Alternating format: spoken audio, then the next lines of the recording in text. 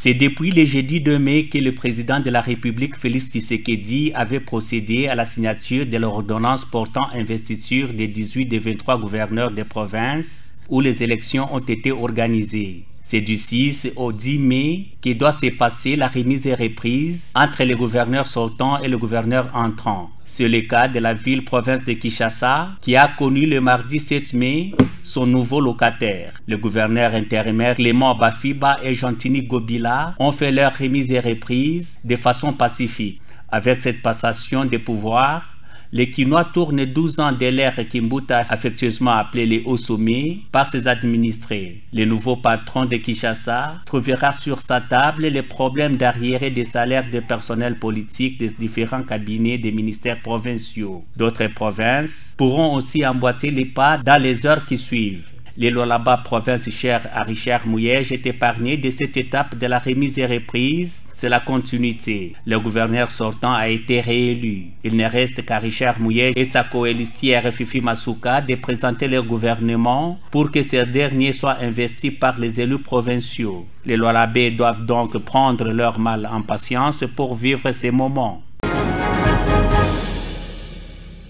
Aussitôt réapparu, le leader du mouvement politico-religieux, Bundu Diamayala Nemwanda Semi, a de nouveau disparu de la circulation selon des sources concordantes. Un arrangement a été trouvé entre le pouvoir en place et Zakari Nemwanda Semi. Ces derniers, qui s'étaient évadés de la prison centrale de Makala lors de l'évasion spectaculaire des détenus du 17 mai 2017, selon toujours le même source. Le ministre ad intérim de l'Intérieur Basil Olongo a ordonné l'arrestation du député honoraire Nemwanda Semi. La police renseigne cependant que l'incriminé n'est plus à son domicile 24 heures seulement après que le président du Sensa lui ait présenté au grand public lors d'un point de presse du lundi 6 mai 2019 à Kinshasa. De son côté, le secrétaire du parti Bundu Diamayala s'est réjoui du rôle qu'a joué Joseph Olengankoy, président du Sensa, qui faisait les ponts. Chiama Chamki prétend que son autorité morale était partie dans l'espace pendant les 2 ans de disparition. Par contre, le commun de mortels se rabat sur le fait de voir les grands fugitifs réapparaître avec le grand honneur alors qu'ils devraient regagner leurs cellules car ayant causé des morts lors de leurs évasions. Les cas des Gédéons Kyungu Mutanga qui s'étaient évadés de la prison des Kassapa pour réapparaître avec honneur à Lubumbashi quelque temps après, pendant que plusieurs charges pèsent encore sur lui. La question de savoir si on peut sacrifier la justice au nom de la décrispation politique reste pendante. L'affaire à suivre. L'honorable Gaston Mouchid, membre du regroupement politique avançant, confirme l'arrivée du président de la plateforme Lamuka, Moïse Katumbi Chapwe, dans les prochains jours en République démocratique du Congo. C'est au cadre de Avançon soutient l'idée de son autorité de rester dans l'opposition républicaine et rejette en bloc toute rumeur allant dans le sens que Moïse Katumbi serait un espion du Front commun pour le Congo FCC dans la plateforme politique Lamuka.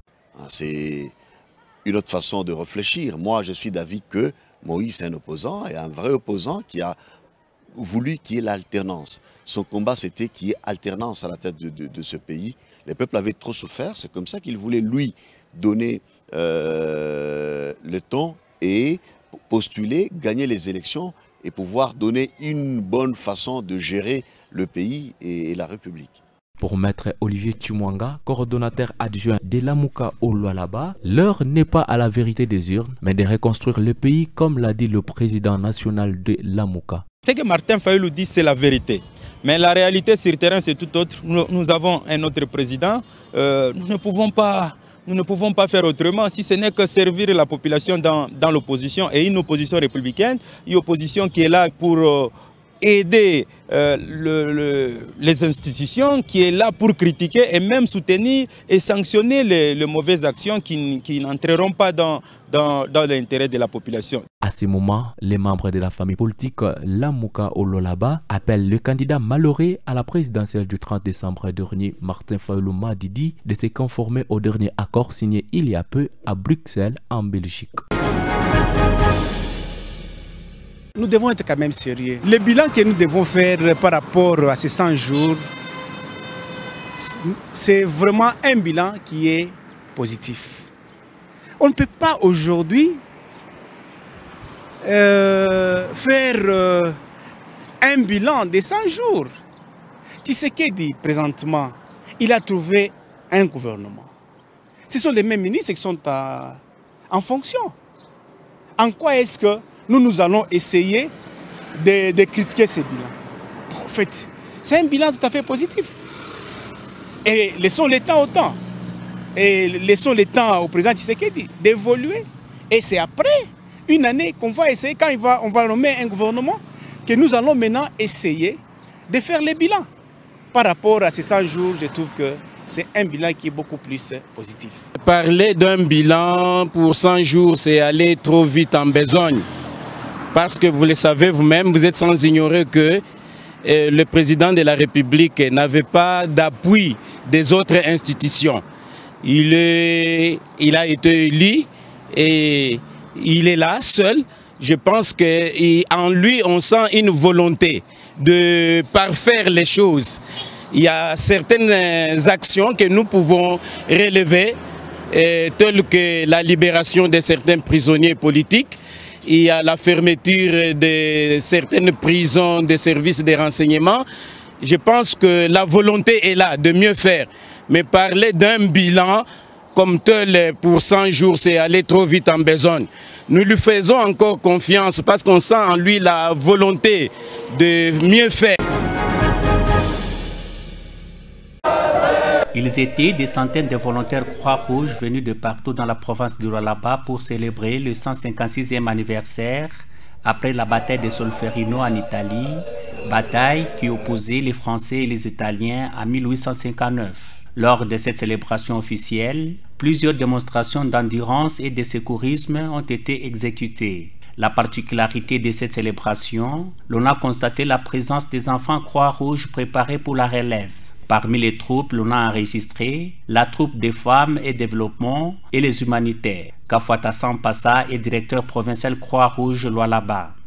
Cette date constitue un jour important au cours duquel les sociétés de la Croix-Rouge et du Croissant-Rouge présentent des réponses à travers leurs actions humanitaires les plus importantes au monde et qui mettent en péril la vie des populations en général et les plus vulnérables en particulier.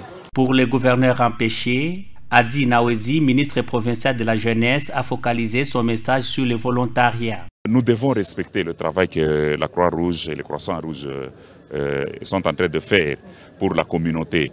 Parce que c'est un volontariat qui dépasse tout ce qu'on peut s'imaginer. Je prends un exemple. Vous pouvez vous retrouver comme il y a eu par exemple, il y a le cas d'Ebola du côté de l'Est. Ce sont des gens qui sont au front et au risque d'être contaminés, mais ils le font parce qu'ils tiennent à la survie de leurs confrères, de leurs frères et sœurs. Notons que la province du Lualaba compte 44 000 membres Croix-Rouge et l'implication des autorités compétentes pour l'encadrement de ces volontaires s'avère très indispensable. Les chauffeurs de taxibus jugent exorbitant les prix fixés pour la numérotation de leurs engins de travail par la mairie d'Ekolozi et de renchérir que la procédure pour cette opération reste à désirer. Ils proposent à l'autorité urbaine de revoir la qualité des affiches qui se dégradent à chaque fois qu'ils nettoient les véhicules. Comme on a fait une barrière, pas barrière avant on mairie. Muko mambo abo na bobe on a fait comme entrée weko j'enregistre on a enregistré tunaichika. Mais ukiingia mule muko mabei miri. Bale papa atakuonyesha numerotation iko na 15,000 francs. Paka bale beko mule ndani kama unaingia ndani kutokola atakuonyesha 20,000 na 50,000 francs. Ule wa kuandika mwenyewe atakuonyesha wewe inafanya 50,000 francs. Mabei iko nenda kwa chando kama unauza mbei ile utapata ya chini uza paka pale. Ukifesa uende urudi haina tena ile bei. Banasema il faut pas 15,000 francs. Doit enregistrer motoka. Alors que motoka ma motoka haina ma propriété privée à chauffeur, il a ba patron. Mais les gens qui enregistré là on a motoka. Après un mois, patron nous cherche motoka. Quand le motoka est dans la fin par exemple les dégâts. Il est membre, tu as quoi qui le chauffeur va enregistrer ou bien tu as quoi qui le chauffeur à sas. Je me demande qui est qu'on a quoi recul côté ba chauffeur. Alors, je vais la fin que ba chauffeur va minga a bien enregistrer. Il est ma papier depuis 4 heures on a tout franchi.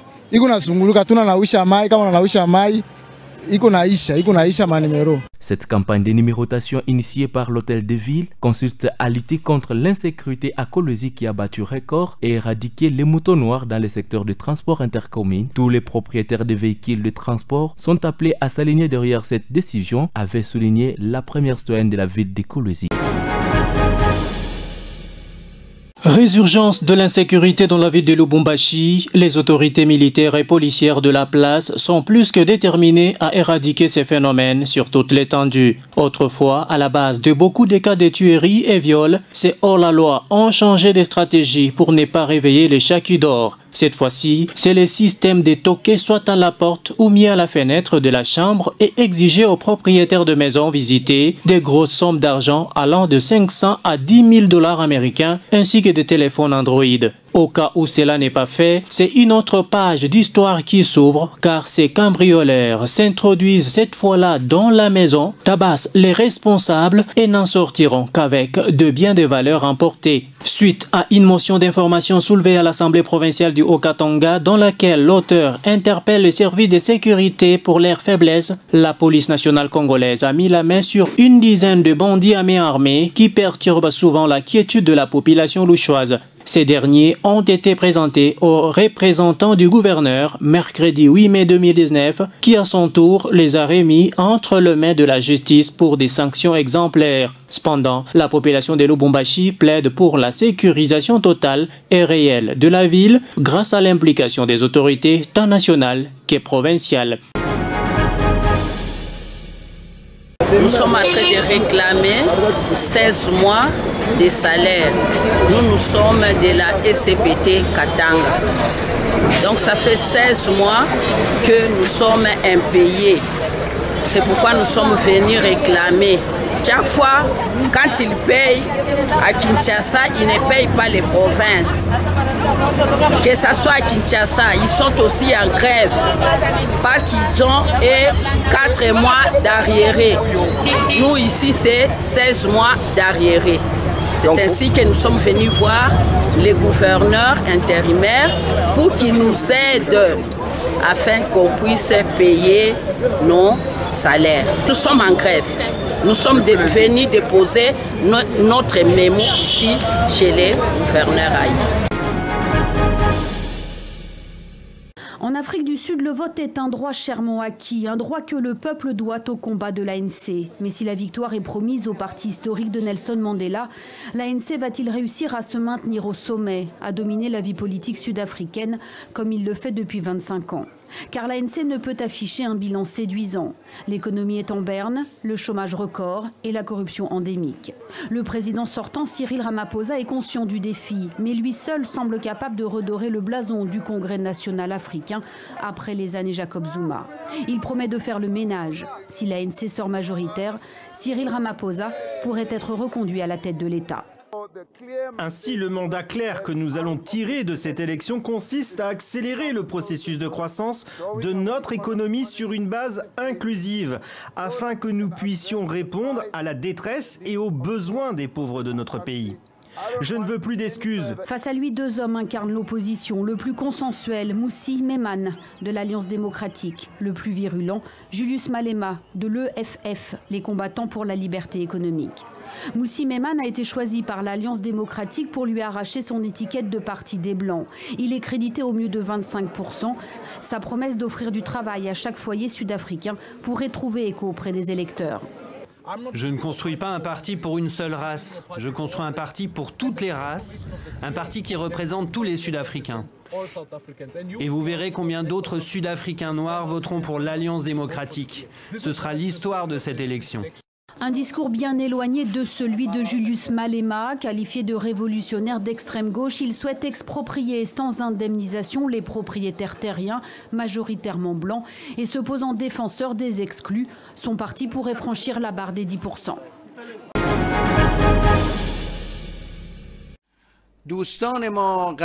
L'Iran donne 60 jours aux pays encore signataires de l'accord sur le nucléaire pour mettre en œuvre leurs promesses dans le secteur pétrolier et bancaire.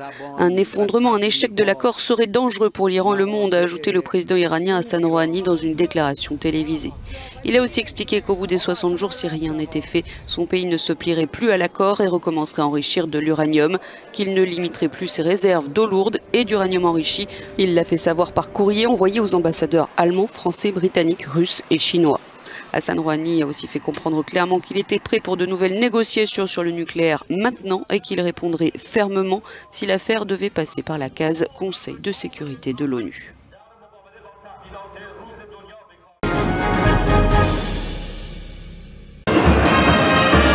Le TP Mazembe Anglebert s'est adjugé les titres de champion de la Ligue nationale de football en battant l'AS Dragon Belima par 3-0 mardi 7 mai 2019 à Lubumbashi. Les Corbeaux ont dévoré les Quinois de Belima grâce aux 3 bonnes réalisations du jeune Jackson Mouleka à la 14e minute, 21e minute puis 45e minute.